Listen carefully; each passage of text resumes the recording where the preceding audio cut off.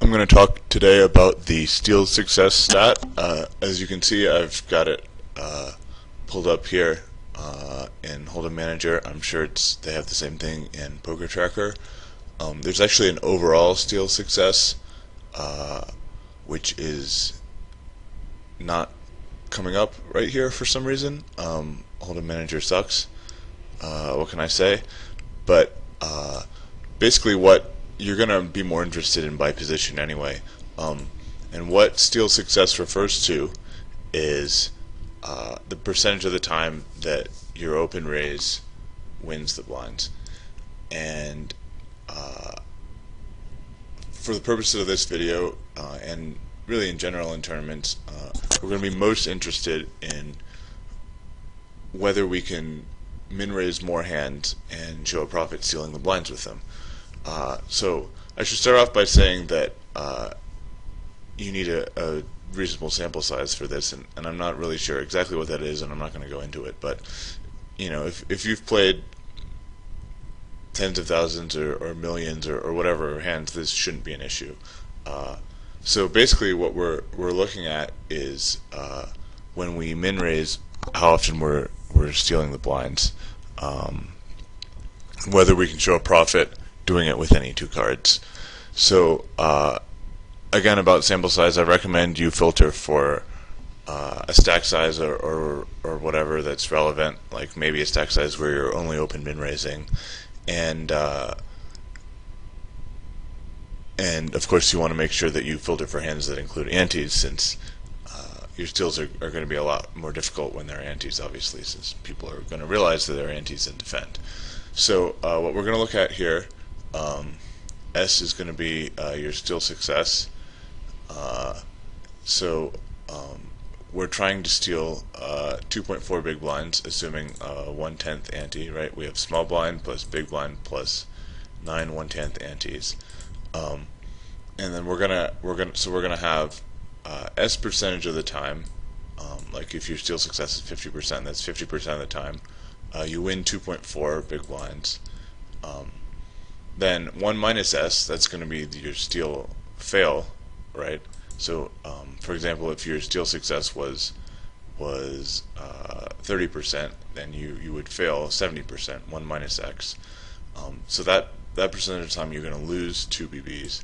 And then we're going to have X, which is the equity that you realize, right? So like even if we're stealing with 7 deuce off, occasionally the big blind will call and we'll flop a 7 or a deuce or maybe even a 7 and a deuce, something like that. So even though our hand is pretty close to a pure steal, we'll realize a little bit of equity even with the very weakest of hands. So we'll include that here. So as you can see, this simplifies to 4.4s minus 2 plus x, and we want this to be greater than 0, right? We want to be showing a profit with our steals. So one thing we can see here easily is if x equals 0, if we literally just muck our hand whenever we get called or re-raised. Of course online you're not really going to be doing that, and even live it wouldn't make sense, but pretend like we don't ever make money off our hand unless we steal the blinds. And this will be a somewhat reasonable approximation of a hand like 7 deuce off, because obviously it's not going to make a lot of money. So we can simplify this further. When x equals 0, 4.4s minus 2 is greater than 0, 4.4s is greater than 2, and s is greater than approximately 0.45. So that means right there you can know, if you look in your Hold'em Manager and you see over a big sample size that your steal percentage is greater than 45%, your overall steal success rather is greater than 45%, like on the button for example, then right away you could be raising more hands. And of course if you start raising 100% of buttons, your opponents will notice, but you know, most likely you can raise significantly more hands, and assuming your opponents didn't adapt to the way you're playing, the first time you did it, when you raised 7 deuce off on the button, you would be showing a profit. So now, of course, most likely your overall steal success is not going to be higher than 45%. That really requires the blinds to fold quite a bit. And of course, you know, when you start to look at like stealing from the cutoff and stuff like that, there's even more people to get through. Of course, from the small blind, this theoretically could be possible, and there are spots where you can be making a small raise from the small blind with any two cards and showing a profit. But we're going to go ahead and consider with a little more detail here. When we do, we're going to allow ourselves to realize some equity with our hands.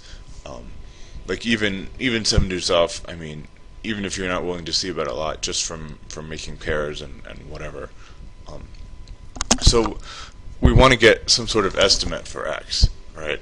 Like we want to know how much money do we make back, or do we save, or whatever, when we raise 7 deuce off and we get called. So we're going to have a few variables here. We're going to have the probability that we see a flop when a steal fails. So this would be the times that we get only calls and not re-raises, since obviously we're not playing our potential terrible steal hand, 7 deuce or 3 deuce or whatever. We're not playing that hand to a 3-bet. So we want to see how often that our steal fails. How often are we actually going to a flop? We want to see our average equity when we get to a flop, and so this is going to be a very low number. In fact, we're going to take our actual equity and we're going to reduce it quite a bit, because the hands we're talking about here are hands that don't play well. We're not talking about 7-8 suited here, where our equity in actuality might be higher than our real equity, because we flop all sorts of draws and we can put pressure on our opponents and whatever. We're talking about really bad hands here. And the last thing we're going to consider is the average pot size when we see a flop. This will be really easy. In fact, I'm going to make it extra easy in our example. So X is just going to be the product of these, right? It's going to be the probability we see a flop, and it's going to be the size of the pot times our equity in it. That should be fairly obvious.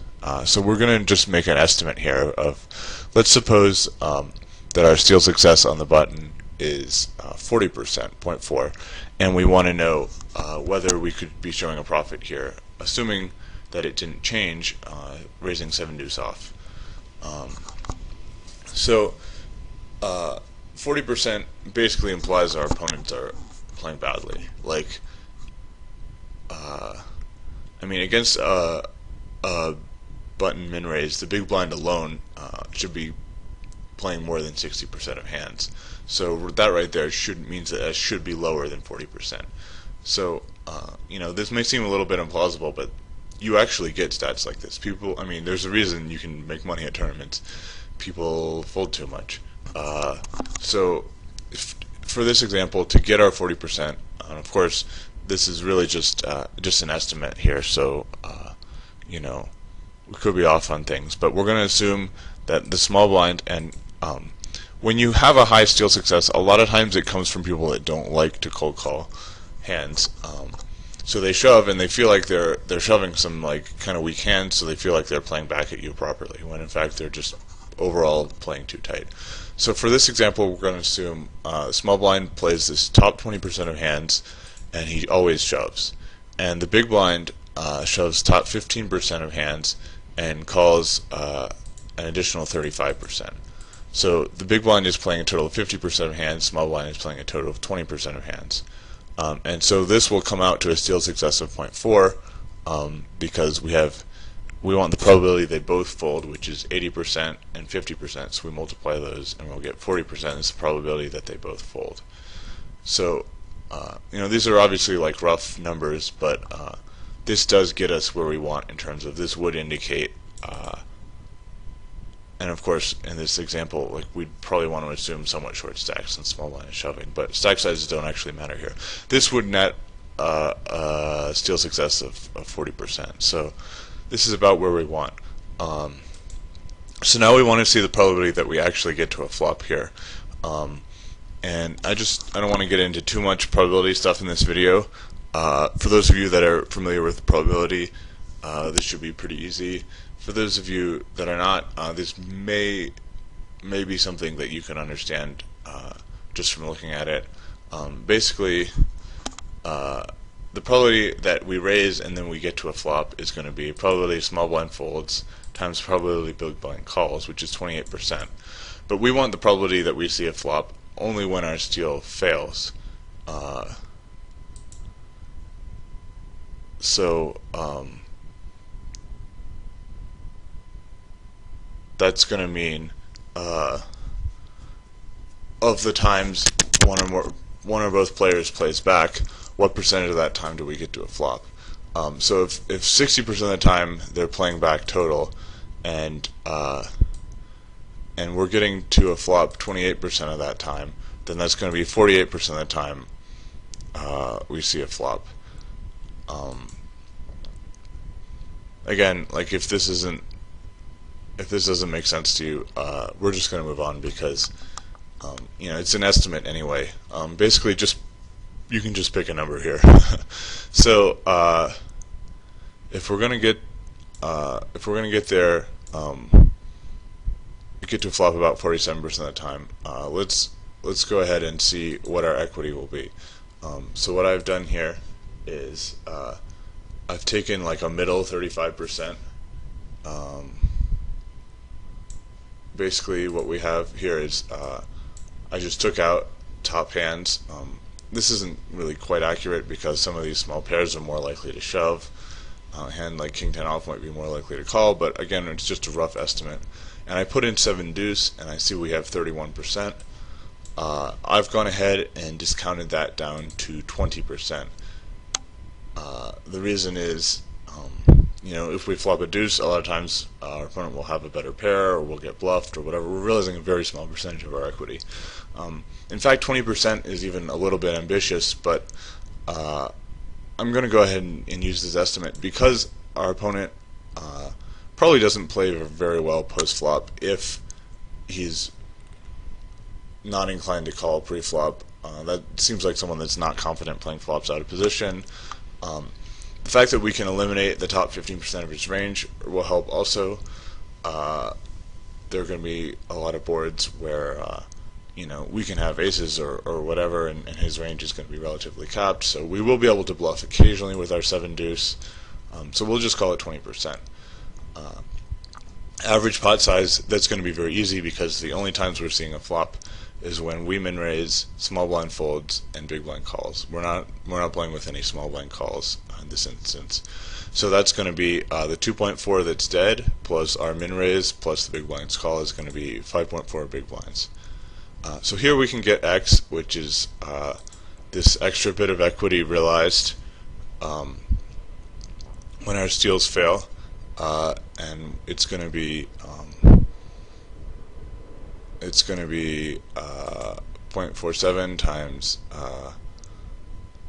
0.2, that's 20% our average equity, times the pot size, which is 5.4, and we're going to get 0.51, which is going to be a little bit bigger than one small blind. So now, and that kind of makes sense, right? Like if we're risking 2 big blinds trying to steal the pot, and we get played back at, obviously we don't lose the full 2 big blinds because that's what the X is all about, right? Our opponent's going to call sometimes, and we'll get to play a flop. So adding the 0.51 means we'll lose about 1.5 big blinds when we get caught stealing. This, again, it could be a little bit high. We could just look at this and say, you know what, this seems a little bit high for 7 deuce off.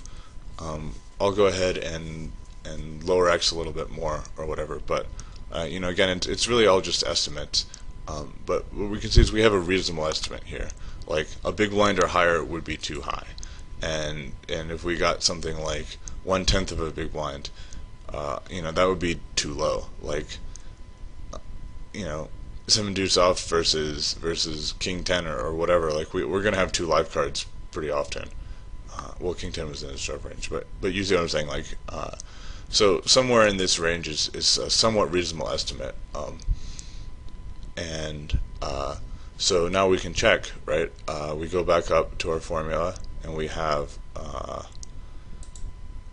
4.4s minus 2 plus x, is it greater than 0? So we have 4.4 times 0.4. These are the, this is what we get from the times we're stealing it, right? Minus 2 plus 0.51, and we get 0.27, which is greater than 0. So in this example, if all of our estimates are right, we're actually winning about a quarter of a big blind, raising 7 deuce off on the button. And this really does happen in tournaments, especially deep in tournaments. People are playing too tight. So, you know, if you look, partly this will depend on what stakes you're playing, who your opponents are, what your table image is, and you can get an overall sense of that using your hold'em manager. So, you know, if you look after this video and see that your steal success is in the 40s, you can really open up a lot on the button against opponents you think are tighter, against like later stages of a tournament, things like that. If you see that your steal success is in the 30s, probably you can't open up anymore. And you know, like I said at the beginning, be aware that these things aren't static. Like if you raise 5 buttons in a row, your steal success on the 6th one is going to be pretty low. But you know, I got into a lot of math here. You don't actually have to do this calculation. Like I said, just take a look at your steal success, and it's all just estimates anyway. So see how you think you're doing, and maybe find a few spots to loosen up, especially in the cutoff button or small blind. Feel free to ask any questions in the comments section.